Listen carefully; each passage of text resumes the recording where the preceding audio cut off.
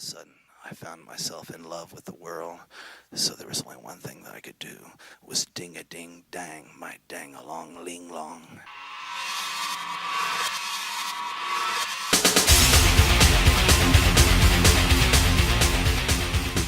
Gratitude. Yeah, I've been having a rough time with gratitude lately, Huh. and I think everybody does. Everybody looks at we're struggling. Everybody's struggling, and we're all getting our asses kicked every day. And maybe we're not getting our asses kicked, but we're just kind of like not feeling it, right? And sometimes you just gotta like sit down, contemplate, look at your problems, because you could have a gold-plated problem that you are just like freaking out over.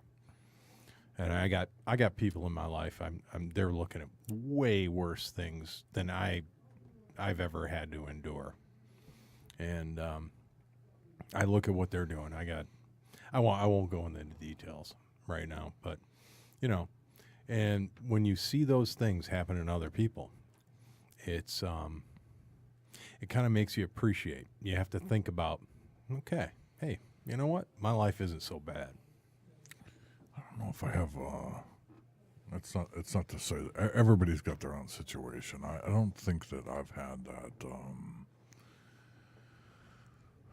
that issue very often, and I think that the reason being is that my path to whatever you want to call it, my life or success or whatever it may be, was not simple by any means. So I think I mentioned it to her pretty often. You look around and just say, this is just not a problem. We have no problems comparatively. Right. The fact that I have to stay up for 36 hours and help with business or whatever it may be, that's not an issue. Well, you have to strive for balance, and I think we've talked about that whole balance thing. You gotta take care of yourself, because if you drive yourself too hard, you're hurting yourself. It's even if it's like office work, right? People in office spaces think, I'm not working that hard, but you know what? You're not working your body. Your body is not. You're in a stress mode. You got to really focus on that. You got to take care of yourself. You have to stay at least in tune with your sleep. Wasn't there somebody on the show that was talking about their sleep patterns or something? It was another podcast I was watching, but it was like they were talking about their sleep patterns and making sure. It was one of the Jordan Peterson things. Here we go, living my life, Yeah. And that's one of the most important things that therapists would say is are you getting enough sleep? Are you eating? Are you eating right? Just do that. And 90% of the people out there aren't even doing that simple thing right. I know I don't, but for whatever reason, it's happening. I don't.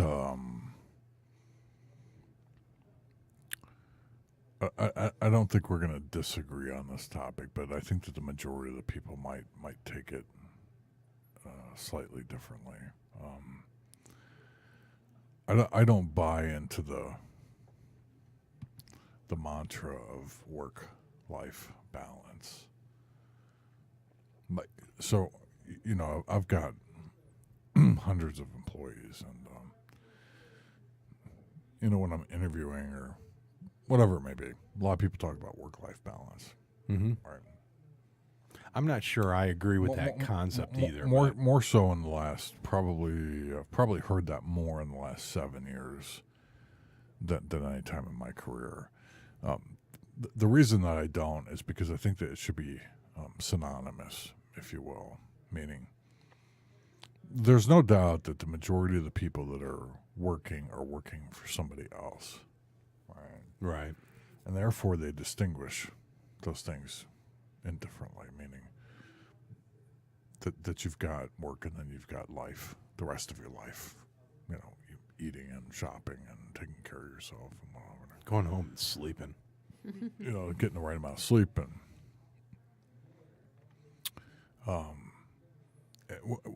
I'm not saying I don't buy into the mantra of balance Absolutely. But when people talk about work-life balance, I guess when you put yourself in a position, where work and life are sort of integrated into one thing, and that you're able to achieve doing something that you're passionate about, Right. it doesn't become work life. It just becomes life balance. Right. And therefore, and that's why I don't look at my work, for example, as work necessarily. I look at it as part of it. It's so integrated into my life. That's not to suggest that, I don't sit down and consult with clients. It's not to suggest, and that you could consider that work, and that eating is not working, and watching television is not Right. working. Oh, And television is a complete waste of time. sleeping is not working, and so on and so forth. But sleeping is a necessity. Well, yeah, Right. Yeah, absolutely. I think everybody has different needs. I think scientifically, people would argue that you need your 6 to 8 hours a night in order to operate effectively. I think some people are outliers and don't necessarily. And I think it's the way you approach your life in its entirety. Right. And and it's not to say that I'm better than anybody else, but remember, this is again 25 years in the making, right? So I put myself in a position where I pursued something that was passionate to me. Mm-hmm. Whether that be running a technology companies or being independent of an employer, if you will. And I look at it kind of one the same. So my 24 hours in a day just sort of drags into the next, into the next, into the next. And I don't know if I work more than other people. I don't know if I work less than other people. You probably do. I probably do, but work more than most people. But I don't look at it. I don't count my hours. I'm just doing what I enjoy. Yeah. So and I that's find okay. that it's a mindset of sorts, meaning I'm not stressed out while I'm doing it. Well, Right. there's people that watch the clock. There's people that But that's that not, are, again, that's not and the majority they're of working. people. Okay, you're getting my 8 hours. Okay, 8.5 hours, 9 hours. Okay, I'm done. I'm out of here. And there's people that have to compartmentalize their life like that. I think we have that here in Detroit, right?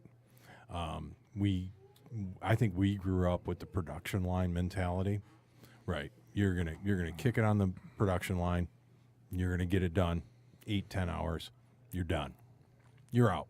It's an industrial thought process. It is. Clock in, clock out. Well, I Clock mean, in, well, they clock still out. do Right. it in a lot of organizations, And it still works that way. And that can work in business and it can work in other ways. But here's my thought. So there's what I've observed over the years is that there's a level of sacrifice that you have to give up to get just that little bit more. And some people can cross that threshold and just roll with it.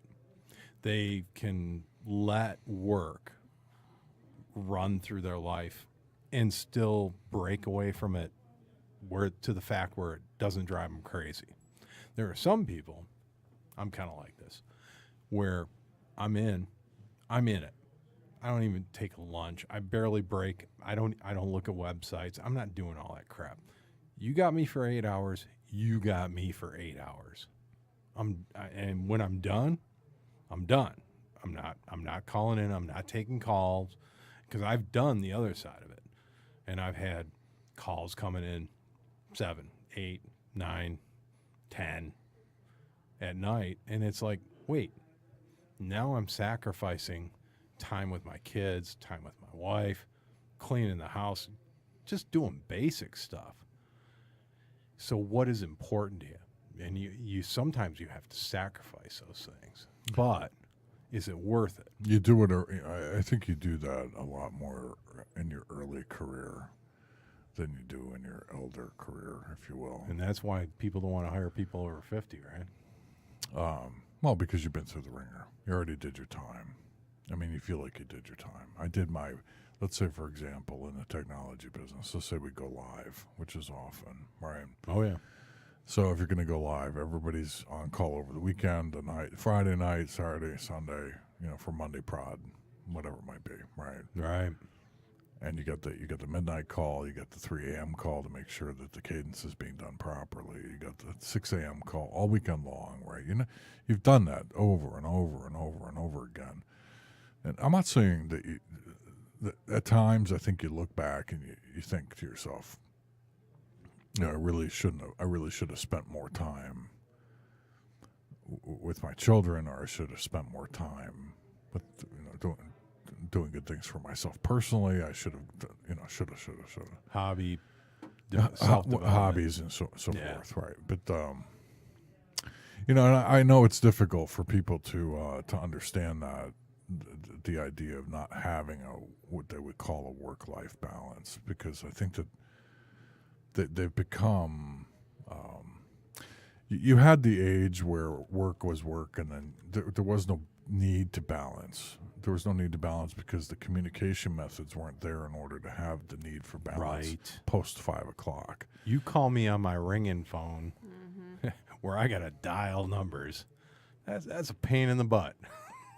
So arguably, this is something that came to be in the late 90s as cell phones became more available. I think you probably heard about the how many people, when you were flying, I flew again thousands of times, and I don't remember one person ever using the phones in the back of the seats. And you know what they did with them? They took them out.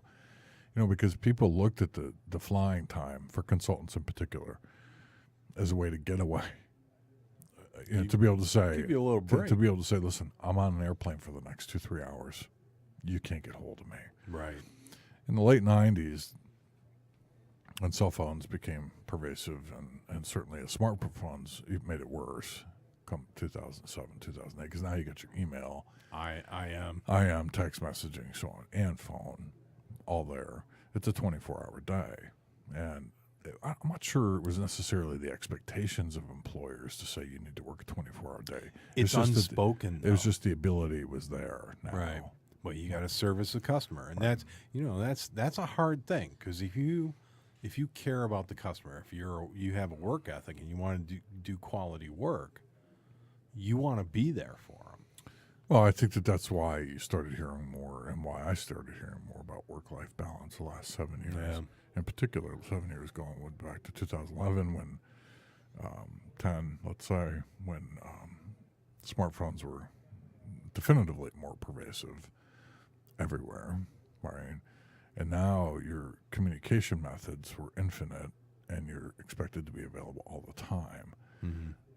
I don't think you heard about work-life balance before that. No. Let's say in the 70s or 80s. Because you're right. You go to your industrial job or whatever it may be.